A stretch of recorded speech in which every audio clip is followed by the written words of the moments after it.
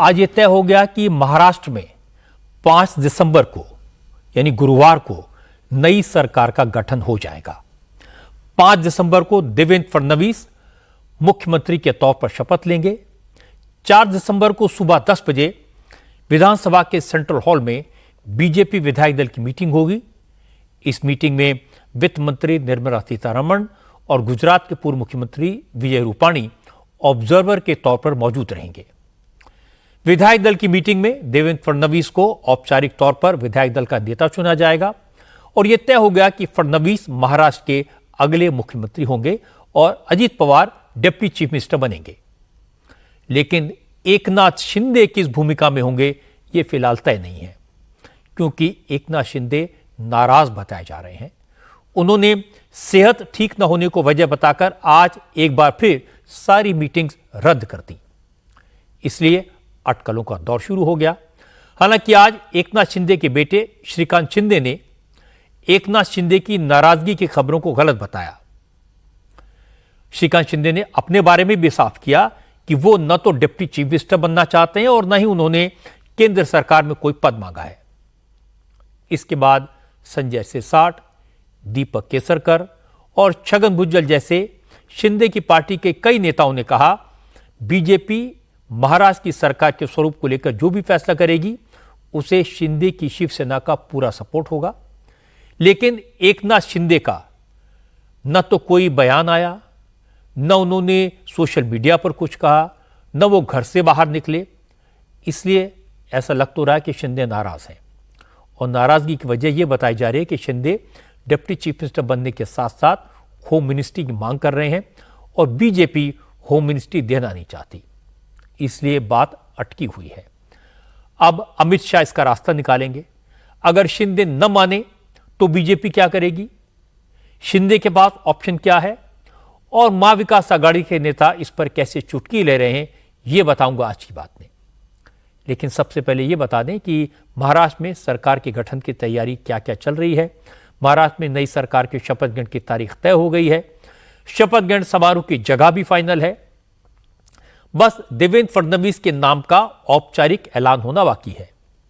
मुंबई के आजाद मैदान में 5 दिसंबर को शपथ ग्रहण का भव्य समारोह होगा। प्रधानमंत्री नरेंद्र मोदी इस शपथ ग्रहण समारोह में मौजूद रहेंगे। बीजेपी और एनडीए शासित राज्यों के चीफ मिनिस्टर्स भी वहां उपस्थित होंगे। आज मुंबई बीजेपी के दफ्तर में बीजेपी के नए विधायकों और पार्टी के नेताओं की बैठक हुई। इसमें शपथ ग्रहण समारोह की तैयारियों की समीक्षा की गई और इसके बाद चंद्रशेखर बावनकुले ने बीएमसी कमिश्नर और मुंबई पुलिस कमिश्नर के साथ आजाद मैदान का दौरा भी किया। शपथ ग्रहण की तैयारियों में लगे अधिकारियों को जरूरी निर्देश दिए। क्योंकि परसों 4 दिसंबर को सुबह 10 बजे बीजेपी विधायक दल की मीटिंग होनी है, इसलिए बीजेपी के सभी विधायकों को कल दोपहर तक मुंबई पहुंचने का निर्देश दे दिया गया है। बीजेपी के नेता सुधीर मुनगंटीवार ने कहा, शपथ ग्रहण 5 तारीख को ही होगा और सरप्राइज ऐसी कोई बात नहीं है, क्योंकि देवेंद्र फडणवीस ही सबसे बड़े और सर्वमान्य नेता हैं जो मुख्यमंत्री होंगे।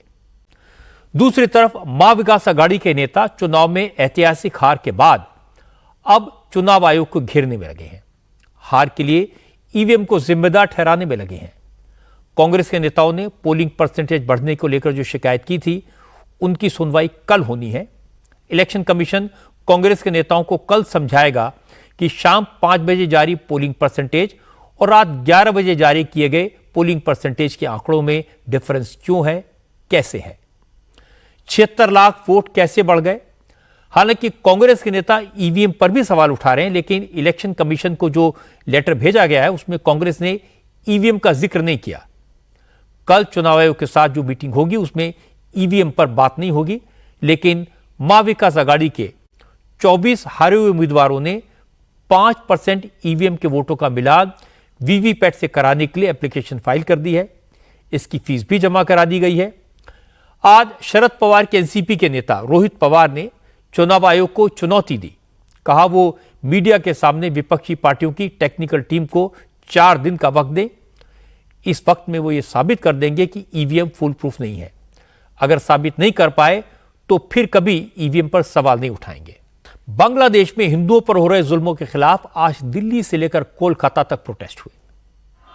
असल में आज खबर आई कि कट्टरपंथियों के हमलों से परेशान तमाम हिंदू बांग्लादेश से भागकर भारत आना चाहते हैं, लेकिन बांग्लादेश की फौज बॉर्डर पर हिंदुओं को रोक रही है। इस्कॉन के 63 साधु संतों को बांग्लादेश बॉर्डर गार्ड्स ने सरहद पर ही रोक दिया। इन साधु संतों के पास भारत आने के लिए सारे लीगल डॉक्यूमेंट थे, वीजा था, फिर भी उनको बॉर्डर पर जबरदस्ती रोक दिया गया। बांग्लादेश बॉर्डर गार्ड के अधिकारियों ने इस्कॉन के इन संतों से कहा उनके पास स्पेशल परमिशन नहीं है, इसलिए वो भारत नहीं जा सकते। इस्कॉन ने इसका विरोध किया है। कोलकाता में इस्कॉन के वाइस प्रेसिडेंट राधा रमन दास ने कहा इस्कॉन के मेंबर्स के साथ उग्रवादियों जैसा सलूक किया जा रहा है। पूरी दुनिया में बसे हिंदुओं को इसका विरोध करना चाहिए। Brahmacharis who had valid visa and 63 ब्रह्मचारी जिनके पास वीजा भी था और दूसरे दस्तावेज भी थे, वो लोग बेनापोल बॉर्डर के जरिए भारत आ रहे थे। बांग्लादेश की पुलिस ने कहा कि हमें खुफिया जानकारी मिली है कि आपका यह दौरा संदिग्ध है, इसलिए आपको जाने की इजाजत नहीं दी जाएगी। लेकिन इससे पहले उन्होंने कुछ श्रद्धालुओं से कहा था कि भारत में आपके लिए हालात अच्छे नहीं हैं, इसलिए आप वहां मत जाइए। पहले मीडिया में खबरें आई थी बांग्लादेश पुलिस के हवाले से कि भारत में हालात अच्छे नहीं हैं, इसीलिए उनको यहाँ आने नहीं देंगे। सवाल यह है कि वो तो आम ब्रह्मचारी हैं, उनके पास सारे दस्तावेज भी थे, फिर भी उन्हें भारत नहीं आने दिया गया। ये बात समझ से परे है। आज हिंदू मुस्लिम की सियासत आरएसएस प्रमुख मोहन भागवत के बयान को लेकर भी हुई। असल में मोहन भागवत ने देश में टोटल फर्टिलिटी रेट TFR गिरने पर चिंता जाहिर की है। भागवत ने नागपुर में कथाले कुल सम्मेलन में लोगों को कम से कम 3 बच्चे पैदा करने की सलाह दी। मोहन भागवत की यह सलाह असदुद्दीन ओवैसी, रेणुका चौधरी, संजय सिंह, जितेंद्र अवार्ड जैसे नेताओं को इतनी बुरी लगी कि उन्होंने मोहन भागवत से पूछ लिया आपके कितने बच्चे हैं। ओवैसी ने कहा पहले मोहन भागवत मुसलमानों पर ज्यादा बच्चे पैदा करने का इल्जाम लगाते थे, अब हिंदुओं से ज्यादा बच्चे पैदा करने को कह रहे हैं। संजय सिंह ने कहा मोहन भागवत दूसरों को उपदेश देने से पहले एक लिस्ट जारी करके बताएं आरएसएस के नेताओं के कितने बच्चे हैं। रेणुका चौधरी ने कहा मोहन भागवत के कहने पर लोग 3 दर्जन बच्चे पैदा कर देंगे, लेकिन उन बच्चों की फीस कौन भरेगा? वो ये भी बता देते तो बेहतर होता। मैं आपको इन नेताओं की बात सुनाऊंगा, लेकिन पहले यह दिखा देता हूं कि मोहन भागवत ने क्या कहा और किस रेफरेंस में कहा।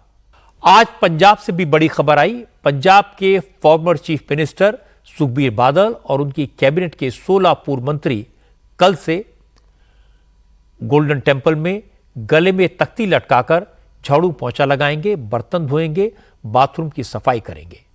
सुखबीर बादल और उनकी सरकार में मंत्री रहे नेताओं को श्री अकाल तख्त साहब ने यह सजा सुनाई है। 2007 से 2017 के दौरान अकाली दल की सरकार के वक्त पवित्र गुरु ग्रंथ साहब की बेदबी हुई थी और गुरमीत राम रहीम की सजा माफ कर दी गई थी।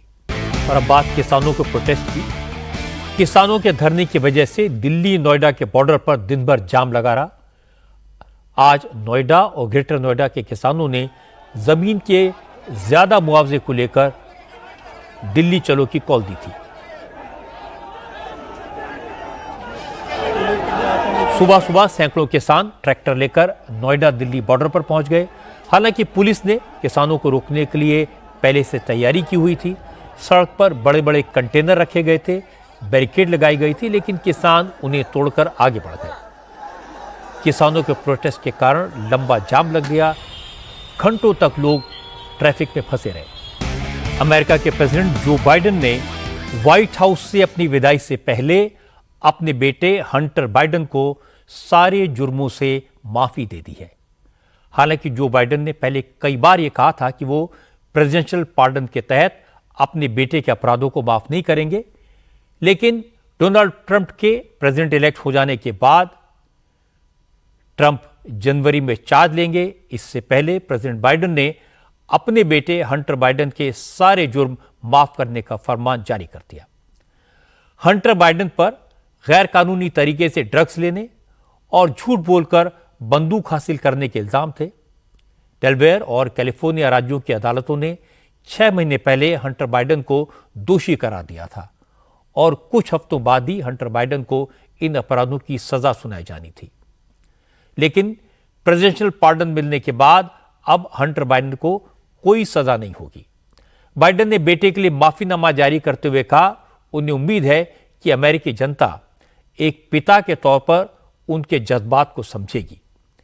लेकिन प्रेसिडेंट इलेक्ट डोनाल्ड ट्रंप ने बाइडेन के इस फैसले को इंसाफ का मजाक बताया।